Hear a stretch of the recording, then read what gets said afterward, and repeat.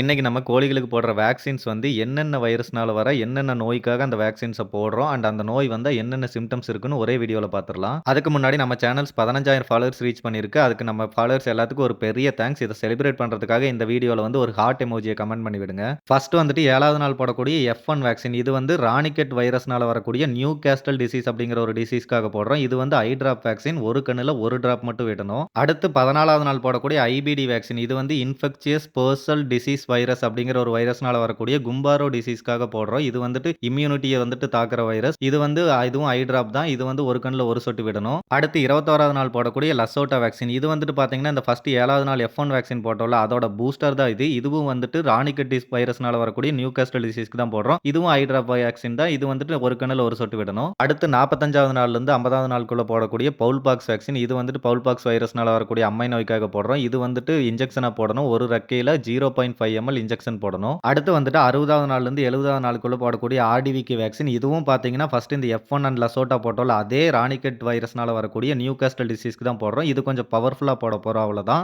இது வந்துட்டு பார்த்தீங்கன்னா, இன்ஜெக்ஷன். இதுவும் பார்த்தீங்கன்னா, இந்த பவுல் பாக்ஸ் வேக்சின் மாரியே ஒரு ரெக்கையில 0.5 ml போடணும். நம்ம ஒவ்வொரு வேக்சினுமே எப்படி போடணும் அப்படிங்கிறது தனித்தனி வீடியோவா நம்ம சேனல்ல போட்டுருக்கோம். இப்ப வந்துட்டு நம்ம ஒவ்வொரு வேக்சினும் போடுறோம்ல, அந்த வேக்சின் பிரிவென்ஷன் பண்ணக்கூடிய டிசீஸ் வந்துச்சு அப்படின்னா என்னென்ன சிம்ப்டம்ஸ் இருக்குன்னு பார்த்துரலாம். ஃபர்ஸ்ட் இந்த 14வது நாள் போடக்கூடிய ஐபிடி வேக்சின் போடாம விட்டீங்க அப்படின்னா, இந்த வைரஸ் வந்துட்டு பார்த்தீங்கன்னா, முழுசா இம்யூனிட்டி வந்துட்டு வீக் பண்ணும். அதனால வந்து பார்த்தீங்கன்னா, ஒயிட் டிராப்பிங்ஸ் அதாவது வெள்ள கழிச்சல் இருக்கும். இந்த கோழி வந்து அப்படியே இறக மூடிட்டு அப்படியே உட்காந்துரும். சடனா ரொம்ப டல் ஆயிடும். வெயிட் ரொம்ப குறையும். அண்ட் இது வந்து இம்யூனிட்டிய வந்துட்டு வீக் பண்ணிறதுனால வேற வேற டிசீஸ் கன்டினியூஸா வந்துட்டே இருக்கும். ஸோ இந்த வேக்சின் போடாம விட்டீங்க அப்படின்னா, உங்களுக்கு நெறைய டிசீஸ் வரும். அடுத்து வந்துட்டு இந்த அம்ம நோய்க்காக போடுற பவுல் பாக்ஸ் வேக்சின். இந்த அம்ம நோய் வந்துச்சு அப்படின்னா எப்படி இருக்குன்னு உங்களுக்கே தெரியும். இந்த ஃபேஸ்லலாம் பார்த்தீங்கன்னா, மரு மாதிரி வந்து கோழி வந்து சாப்பிடவே முடியாம அப்படியே டல் ஆகி இறந்துரும். இது வந்துட்டு பார்த்தீங்கன்னா, மேக்ஸிமம் இந்த மஸ்கிட்டோனால தான் ரொம்ப ஸ்ப்ரெட் ஆகும். இந்த பவுல் பாக்ஸ்லயே 2 டைப் இருக்கு. ஒண்ணு வந்து வெட் பவுல் பாக்ஸ், இன்னொன்னு வந்து ட்ரை பவுல் பாக்ஸ். இந்த வெளியில இந்த ஃபேஸ்ல இந்த மாரிலாம் வருதுல்ல, அது வந்து ட்ரை பவுல் பாக்ஸ். இன்னொரு டைப் பார்த்தீங்கன்னா, இந்த தொண்டையில இந்த மாரி வாய்க்குள்ளலாம் வரும். அது வந்து வெட் பவுல் பாக்ஸ்ன்னு சொல்லுவோம். அதுக்கடுத்து இந்த F1, லசோட்டா, ஆர்டிவிகே இது 3மே வந்துட்டு ஒரே டிசீஸ்க்காக போடுறேன்னு சொன்னேன்ல, அது ஏன் 3 தான் போடுறோம் அப்படின்னு பார்த்தீங்கன்னா, இது வந்து கோழிகள வந்து ரொம்ப